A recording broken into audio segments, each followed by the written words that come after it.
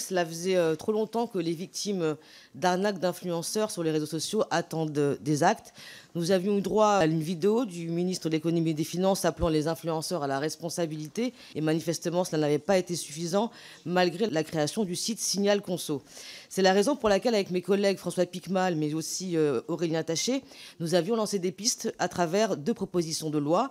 Le travail de ma collègue Ségolène Amiot à mes côtés pour la protection des mineurs vient idéalement compléter notre réflexion collective.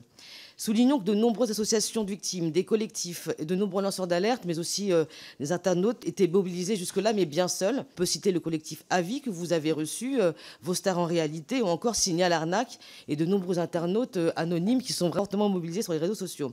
Et que cela plaise ou non, l'entrée en scène du rappeur Booba, méthode certes contestée et contestable, a aidé à la prise de conscience médiatique.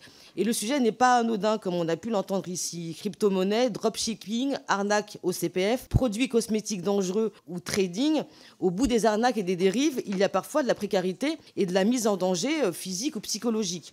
Le secteur de l'influence commerciale ne doit pas devenir synonyme d'argent facile sur le dos des consommateurs. Mais disons-le clairement, chers collègues, bon nombre de pratiques commerciales illégales et bon nombre d'escroqueries en ligne tombent déjà sous le coup de la loi. Notre démarche consiste donc davantage à approfondir le cadre réglementaire et législatif et à démasquer les responsables dans un contexte spécifique, émouvant des réseaux sociaux. Il faut pointer également le rôle des plateformes et le manque de moyens systémiques de l'État. Surtout, rappelons-le, ce n'est pas aux plateformes seules, en tant qu'entreprise privée, de fixer des normes d'intérêt général. L'implication totale de la justice et de l'administration de l'État est la clé. Le marché de l'influence a été multiplié par 10 entre 2016 et aujourd'hui pour atteindre les 16 milliards d'euros.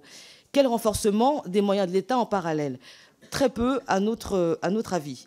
Les chartes, les guides et les labels de bonnes pratiques n'engagent que celles et ceux qui y croient. Notre triptyque est donc le suivant: protection des victimes, responsabilisation des plateformes, répression des fraudes. De nombreuses mesures de ce texte vont dans le bon sens. Cependant, il apparaît que les moyens d'agir et de se défendre pour les citoyens doivent être musclés. Il y va de la crédibilité de tous les acteurs et ce sera le sens de nos amendements.